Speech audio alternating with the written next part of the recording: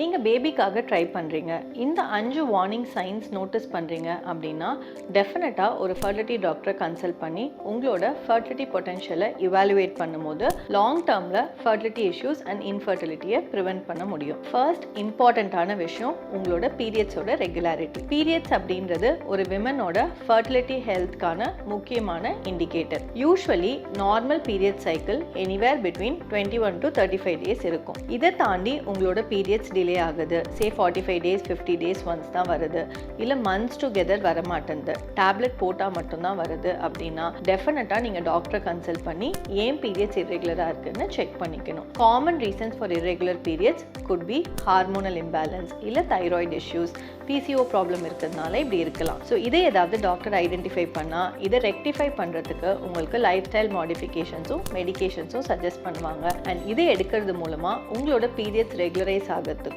ஏர்லியாக pregnancy வரதுக்கும் possibilities இருக்கும். Second இம்பார்ட்டண்ட்டான விஷயம் பெயின்ஃபுல் பீரியட்ஸ். பீரியட்ஸ் டைமில் ஒரு மைல்டு அமௌண்ட் ஆஃப் பெயின் எல்லாருக்கும் இருக்கிறது நார்மல்.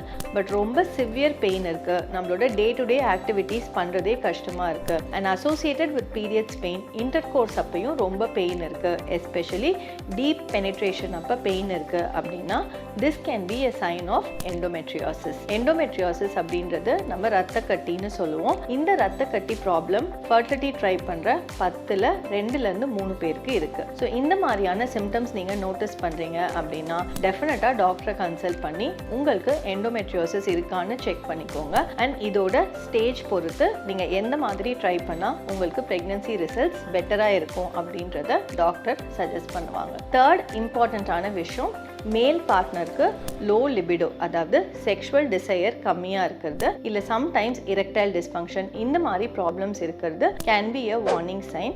ஏன் அப்படின்னா all this is directly related to the testosterone levels. So usually testosterone levels பெட்டராக இருக்கும் போது ஸ்பெர்ம் கவுண்ட்ஸ் பெட்டராக இருக்கும் அண்ட் நம்மளோட லிபிடோ அண்ட் செக்ஷுவல் டிசையரும் பெட்டராக இருக்கும். டெஸ்டோஸ்டிரோன் கம்மியாக இருக்குது அப்படின்னா ஸ்பெர்ம் கவுண்ட்ஸ் கம்மியாக இருக்கிறதுக்கு பாசிபிலிட்டிஸ் இருக்குது.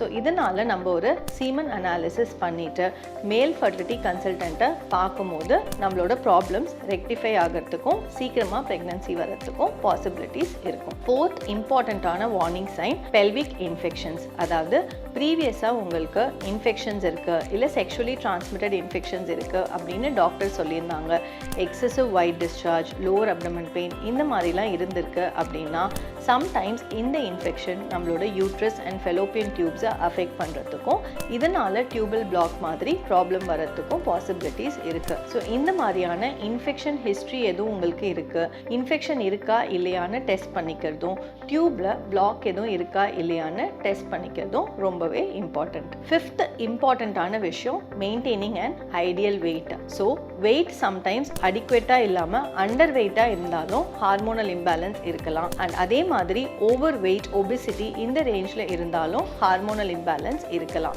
ஸோ நீங்கள் ஒரு ஹெல்த்தி வெயிட் மெயின்டைன் பண்ணாமல் இருக்கும்போது ப்ரெக்னன்சியோட சான்சஸ் கம்மியாக இருக்கும். அண்ட் அசோசியேட்டட் வித் திஸ் பீரியட்ஸும் இரெகுலராக இருக்கும்போது ஃபர்டிலிட்டி இஷ்யூ இருக்கிறதுக்கான பாசிபிலிட்டிஸ் அதிகமாக இருக்கும். இது எல்லாமே நம்ம நோட்டீஸ் பண்ண வேண்டிய warning science and symptoms. But இதெல்லாம் இருக்குது அப்படின்னா கண்டிப்பாக ப்ரெக்னன்சி வராது அப்படின்னு அர்த்தம் கிடையாது. இந்த சைன்ஸ் அண்ட் சிம்டம்ஸ் இருக்கும்போது நீங்கள் டாக்டரை கன்சல்ட் பண்ணி இவாலுவேட் பண்ணி ப்ராப்ளம் இருக்கா இல்லையான்னு அண்டர்ஸ்டாண்ட் பண்ணிட்டு ட்ரை பண்ணும்போது அதோட அவுட்கம்ஸ் பெட்டராக இருக்கும்.